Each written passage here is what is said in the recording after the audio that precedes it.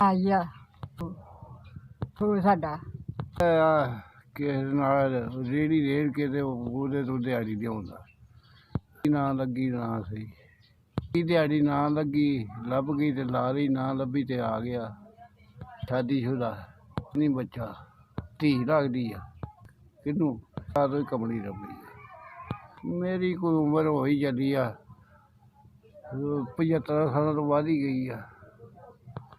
ਮਾੜਾ ਮਾੜਾ ਝੌਲਾ ਹੀ ਪੈਂਦਾ ਲੱਤਾਂ ਤੋਂ ਵੀ ਰਹਿ ਗਿਆ ਤੇ ਆਪਣਾ ਝੌਲਾ ਹੀ ਪੈਂਦਾ ਐਵੇਂ ਸੂਹ ਨਾਲ ਹੀ ਤੁਰਦਾ ਅੱਖਾਂ ਤੋਂ ਨਜ਼ਰ ਨਹੀਂ ਆਉਂਦਾ ਛੋਟੇ ਦੇ ਸਾਰੇ ਨੇ ਤੁਰਨਾ ਫਿਰਨਾ ਮੇਰੇ ਧੀਆਂ ਕੋਈ ਨਹੀਂ ਖਿਆਲ ਕਰਦੀਆਂ 7 ਧੀਆਂ ਕੋਈ ਨਹੀਂ ਖਿਆਲ ਆਪ ਪਾ ਕੇ ਕੋਈ ਨਹੀਂ ਖਿਆਲ ਆਪੋ ਆਪਣੇ ਘਰੀ ਵਾਲੀਆਂ ਕੋਈ ਨਹੀਂ ਖਿਆਲ ਮਾੜੇ ਬੰਦੇ ਨੂੰ ਕੌਣ ਕਰਦਾ ਹੀ ਖਿਆਲ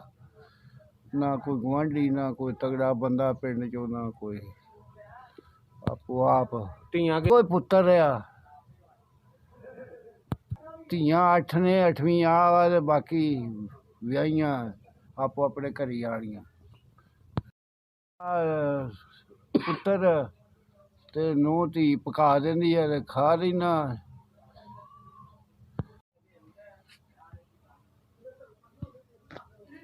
ਅੱਲਾ ਤੁਹਾਨੂੰ ਤੰਦਰੁਸਤੀ ਦੇ ਸਿਹਤ ਦੇ ਤੁਹਾਡੀ ਤਰਫੋਂ ਮੈਨੂੰ 5000 ਦੀ ਹੋ ਰਿਹਾ ਜਿੱਥੋਂ ਵੀ ਤੁਸੀਂ ਕਿਰਾਏ ਨੇ ਮਿਲੇ ਨੇ ਪੈਸੇ ਮੇਰਾ ਦਿਲ ਬੜਾ ਖੁਸ਼ ਹੋਇਆ ਗਰੀਬ ਬੰਦਾ ਬੁੱਢਾ ਬੰਦਾ ਅੱਖਾਂ ਤੋਂ ਨਜ਼ਰ ਨਹੀਂ ਆਉਂਦਾ ਲੱਤਾਂ ਤੋਂ ਤੁਰ ਨਹੀਂ ਹੁੰਦਾ ਛੋਟੇ ਦੇ ਸਾਰੇ ਨਾਲ ਪਿਸ਼ਾਬ ਪਸ਼ੂਬ ਕਰਨ ਜਾਣਾ ਆਉਣਾ ਜੀਣ ਉਹਨੂੰ ਅੱਲਾ ਉਹਨੂੰ ਬਹੁਤਾ ਦੇਵੇ ਭਲਾ ਕਰੇ ਅੱਲਾ ਬਹੁਤਾ ਦੇਵੇ ਖੈਰ ਕਰੇ ਅੱਲਾ ਤੁਹਾਨੂੰ ਬਹੁਤਾ ਦੇਵੇ ਤੂੰ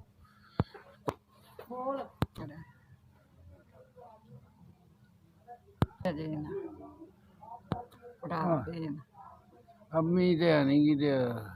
ਬੱਚੇ ਮੈਨੂੰ ਪੈਸੇ ਕਿਰਾਏ ਨੇ ਅੱਲਾ ਭਲਾ ਕਰੇ ਅੱਲਾ ਜੇ ਬੱਚੇ ਜੀਣ ਅੱਲਾ ਆਪਣਾ ਬਹੁਤਾ ਦਵੇ ਅੱਲਾ ਖੈਰ ਕਰੇ ਅੱਲਾ ਉਹਨਾਂ ਨੂੰ ਬਹੁਤਾ ਬਹੁਤਾ ਦਵੇ ਖਜ਼ਾਨੇ ਭਰੀ ਰੱਖੇ ਅੱਲਾ ਦਵੇ ਬਹੁਤਾ ਬਹੁਤਾ ਖੈਰ ਕਰੇ ਭਲਾ ਹੋਵੇ